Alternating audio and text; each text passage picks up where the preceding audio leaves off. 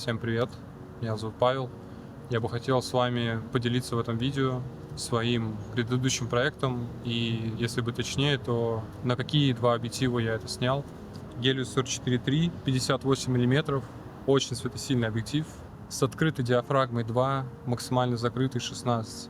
И Mir 1V 37 мм с диафрагмой 2,8 и закрытый 16. На эти объективы снимали еще в 60-х годах. Вообще изначально они созданы были для зеркального фотоаппарата. Сразу скажу, никаких особо технических характеристик я давать не буду, потому что я не очень сильно это люблю. Я больше оцениваю ту картинку, которую рисует объектив. Поэтому хотел бы просто с вами поделиться теми ощущениями, которые я испытывал, когда снимал на них, когда тестировал эти объективы. Почему выбрал именно их? Меня очень привлекает эстетика советского кино, балабановских фильмов, Тарковского. Я начал искать, какие объективы я могу использовать, чтобы сымитировать или хотя бы подобие получить какой-то мягкой картинки, довольно в таком ретро-стиле. Ну, еще, кстати, один факт, который тоже меня подтолкнул на покупку этих объективов, то, что они стоят копейки по сравнению со современными объективами. К примеру, Helios 44-3 я купил всего за 100 евро, если не ошибаюсь, и Mir 1V из того же разряда. Естественно, со вторых рук. Новыми уже их нигде не купите. Хоть и, кстати говоря, есть какая-то компания, я точно не помню название, но они используют технологию производства этих линз, но с абсолютно другой механизацией, чтобы это было удобно использовать в каком-то киносетапе. Начну с минусов. Здесь нету автофокуса, естественно, и вообще никакой электроники. Так что использовать вам придется исключительно ручной фокус. К сожалению, у этих объективов довольно большой шаг кольца с фокусом, и вам придется прокручивать его на 270 градусов, чтобы поймать фокус. На моей камере, в мой мониторчик, я не вижу фокус пикинга, мне он не помогает. Так что для этих объективов большим плюсом будет, если вы прикупите на камерный монитор. Второй минус — это то, какие блики он ловит, и блики он прям очень сильно любит ловить. Так что было бы неплохо напечатать бленду на 3D принтере и попробовать ее как-то установить на объектив. Я думаю, это поможет.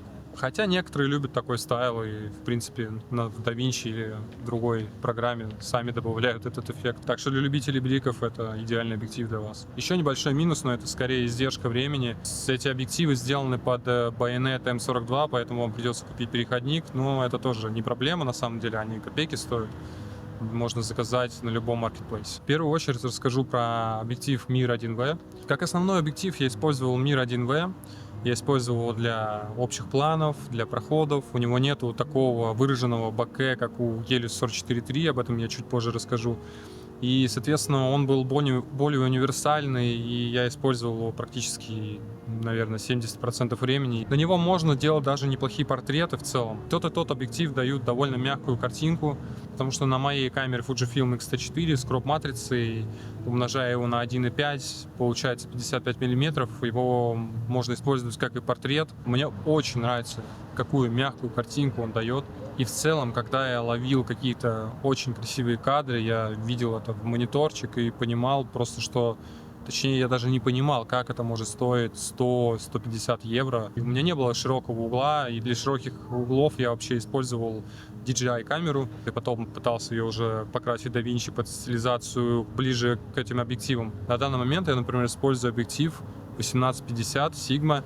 И это с диафрагмой 2,8. Это современный объектив, зум-объектив. Я его приобрел для своих будущих проектов, где мне необходим автофокус и зум. Но я ждал того дня, когда я его заберу, когда я протестирую его, поснимаю на него. И, честно говоря, я вообще не был в таком восторге, как я был, в каком восторге и шоке я был от Helios и Мира. То есть, короче говоря, Helios и Mir, и вообще, в принципе, винтажная оптика, она именно про эмоции. Если вы хотите испытать какие-то клевые эмоции, получить какую-то необычную картинку, посмотреть на какое-то интересное боке.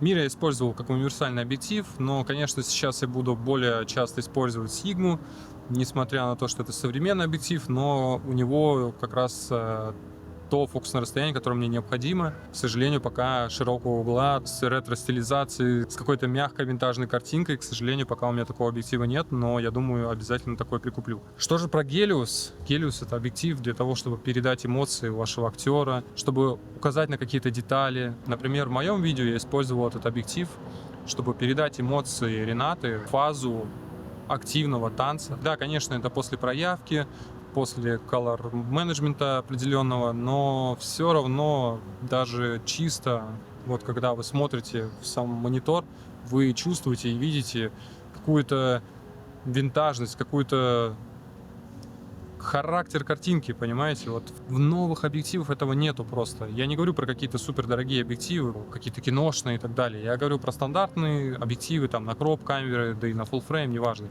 Просто каких-то человеческих денег, которые стоят, они таких, что нужно почек продать. Меня не отпускает до сих пор тот факт, что на эти объективы снимали Дюну, часть вторую, какую-то определенную парт этого фильма, и также и с Бэтменом тоже определенный парт фильма снимали на Гелиус. Возможно, использовались немного другие модели, но сам факт, использовались именно винтажные светские объективы. Не просто так выбирает Голливуд такие объективы, я думаю.